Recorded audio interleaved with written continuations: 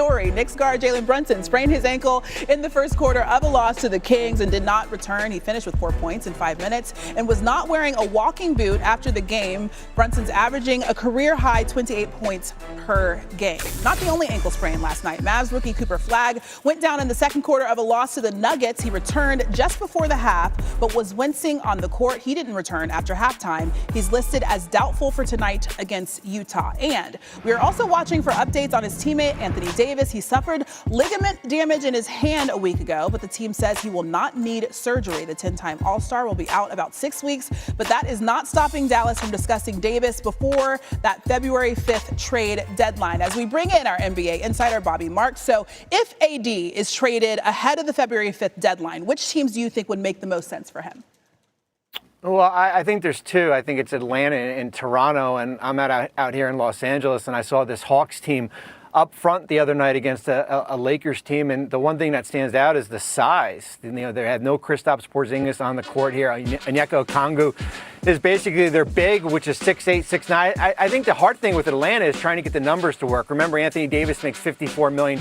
Yes, Porzingis is on an expiring $31 million contract, but how do you add up $20 more million? And with Toronto, they've been without their center, Jakob Poeltl, for most of the season. He's battled a back injury. He's only played 12 games here. Here's a Toronto team that's top 5 in the Eastern Conference. Yes, Anthony Davis would make sense, but as you know, you're probably not going to get him until probably sometime in April here. Yeah, he obviously deals with a lot of injuries, so hopefully he can stay healthy and they can figure those things out. Let's stay on that trade deadline subject. Now to Ja Morant. The Memphis Grizzlies, they're in Berlin right now. They're playing the Orlando Magic, but Ja's not there due to injury. There are some teams that are interested in offers for him. What is Memphis's best option with Ja at this point? Yeah, I think it's interesting. I think do you take the approach that Atlanta did with Trae Young, where you're just really looking for expiring contracts? Or are you looking for the controllable young players on rookie deals or multiple draft picks? I think it's going to be challenging for Memphis to kind of go that route. I think if you're looking at a team, certainly like the Miami Heat, who have that Terry Rozier contract, who's on an expiring $27 million deal, and then some salary cap filler, is that a best route to go? Or do you try to repair this relationship with Ja Morant on a Memphis team, let's face it, who are better right now without Ja Morant on the court? Okay, so I like that you said repairing the relationships, because there seemed like there needs to be some reparations in Milwaukee, where the Bucks fans are booing the team and Giannis is booing them back. So what do you make about his future in Milwaukee? Well, if you're down 31 against a Minnesota team without Edwards and Gobert, I'd probably be booing them too. I think there's two ways to look at Giannis here. Finding help for him at the trade deadline when you look at what the options are going to be from Milwaukee. Here's a team that's really top-heavy in contracts. As you see, 3 players with Turner, Kuzma, and Portis. Those are your tradable assets. They've got 11 players making between $2.2 and $5.1 million. And then they only have 1 draft pick to trade, which is in 2031 or 2032. That's what you're looking at from finding help. Eventually, we're going to hit the rubber's going to hit the road here with Giannis, who's extension eligible this offseason for $275 starting in October. Listen, if he doesn't sign that extension, I think we're going to hear a lot more, if we haven't already, about the future of Giannis. Yeah, we heard it all offseason, so we've heard plenty of it. Him throwing the thumbs down was wild to see as well. Before I let you go, I want to talk about Jonathan Kuminga, because he asked to be dealt. What do you think is the best return for the Warriors if they do that? Well, as soon as he signed that contract in October, we all thought he was going to be traded eventually. Now this is the day that he can be traded. They need some front court help in Golden State here. Here's a team that's played, certainly Draymond at the center. They've got Al Horford here. It's not guards. Sacramento's a team that's interested. Now you're looking at Malik Monk. That doesn't really do much for him. But I do think there's got to be a resolution here. How do you get some front court help? Because if Kuminga is on this roster post February 5th, I think that dynamics in that locker room becomes a little bit messy here. So hopefully, as you know, there's got to be some type of resolution here, but they do need some front court help. All right, we'll see if they're able to figure it out. Bobby Marks. This morning, as of midnight last night, Jonathan Kuminga is eligible to be traded. And our Shams is here, Anthony Slater is here. They're reporting that he has demanded a trade away from the Warriors. The NBA trade deadline, February 5th, a whisper away.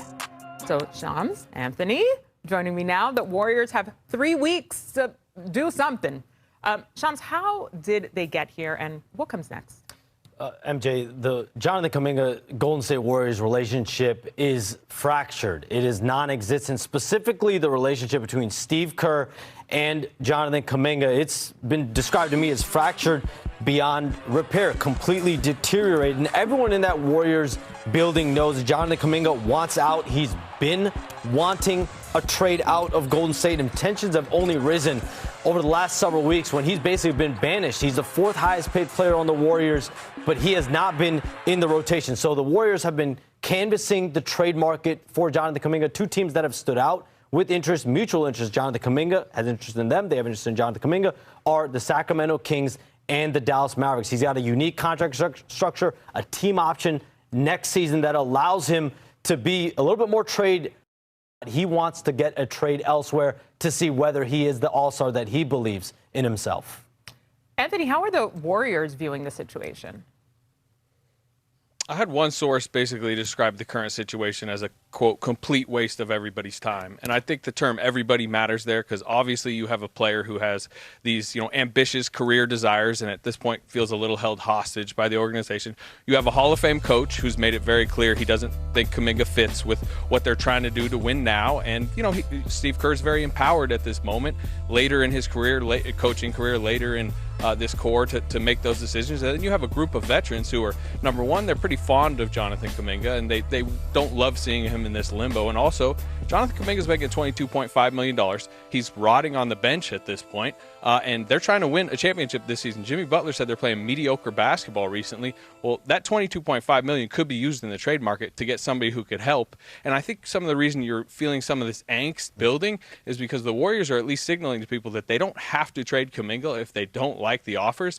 And there are a lot of people on the ground level being like, this situation needs to get resolved by February 6th. Anthony, there's always a tipping point. So where was it? Where did the relationship go bad here?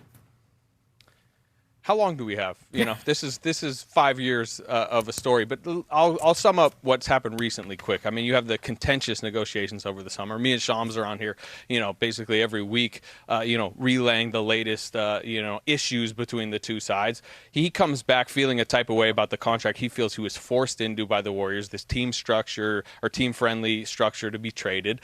He thought he had, chances elsewhere where he would have got the starting job and opportunity he wanted. He starts to begin the season. It seemed like it was going well, but that was always on a rotten foundation where the moment it went wrong, Steve Kerr went away from Jonathan Kuminga. The moment Steve Kerr went away from Jonathan Kuminga, it was reopening old wounds where he said, Steve Kerr's never believed in me, and it kind of devolved from there. And I think the biggest picture takeaway I can say with my conversations with the Kuminga side is they feel like this is a 5-year tug of war where he is a pawn, and it is about the misalignment between ownership and a coach where Steve Kerr doesn't believe in Kuminga necessarily as a player that fits with his core, but ownership at various times has been unwilling to trade him, and we're in the 5th year of this basic hostage situation, and Jonathan Kuminga wants out at this point.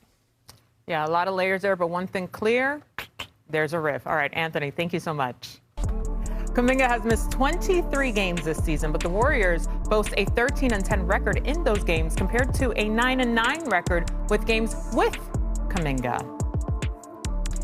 Right, everybody, I am MJ Acosta-Ruiz in for Malika Andrews today, joined in the desk, full squad here, full court press, if you will, joined by Brian Windhorst, Shams Charania, Bobby Marks, and NBA champ Kendrick Perkins holding it down. Perk, how did the Warriors get to this point? Can we address the elephant in the room? And look, I'm not talking about me. I'm talking about this dysfunctional organization. Real talk. When you talk about the Golden State Warriors, yes, we're talking about a team that was a dynasty at a period of time. But since Bob Myers has left that organization, it has been nothing but dysfunctional. When you talk about the breakup with Klay Thompson, you talk about this relationship between Steve Kerr and Jonathan Kuminga. I'm starting to question their player development, and they're doing a disservice to the most important player in that organization, in the history of that organization, is Steph Curry, who, by the way, is averaging 28 points this season. Damn it, what you gonna do? What you gonna do? Out of all the teams that are trying to go compete for a title, they're not only set up for the now, but they're set up for the future. The Golden State Warriors don't have a real future outside of Stephen Curry. So they have to get this right. Right when it comes down to getting back the right piece for Jonathan Kuminga, it's just very embarrassing and it's a big disappointment. And when it comes down to talking about this situation with the Golden State Warriors. What are we doing here?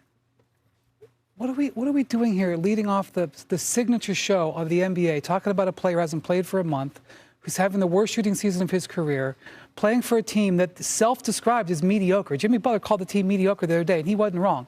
Steve Kerr recently called the team a fading dynasty, and he wasn't wrong. What are we doing here? If he had had an offer last summer from another team, he would have signed an offer sheet. He didn't have an offer sheet. A pox on both of their houses. I've had enough of this. This is not a significant thing. Just move on. I can't take it anymore. I can't take. We've seen Anthony Slater go through 4 seasons in his backyard talking about this story, about a guy who is not a significant. Shams and Slater reported 2 weeks ago he had a chance to play, and he said, I got a back injury. I'm going to be Mr. Positivity to this all situation here. We got all the anchors here. I do think, how do we find a resolution? I think that's the end goal here. Please. We have 3 weeks to do that here with Kuminga's trade contract, which is right around $22.5 million here. They certainly need front court help, right? And how do you go out and do it? But how do you do that and align with the Curry, Butler, and Green timeline, 3 players that have 1 year under contract? And here's the question that we don't know. What happens if Jonathan Kuminga's on this roster at 3:01 on February 5th Eastern time? What happens then? That's the unknown of everything here. Yeah, we will have more on that. I'm gonna need pharmaceuticals.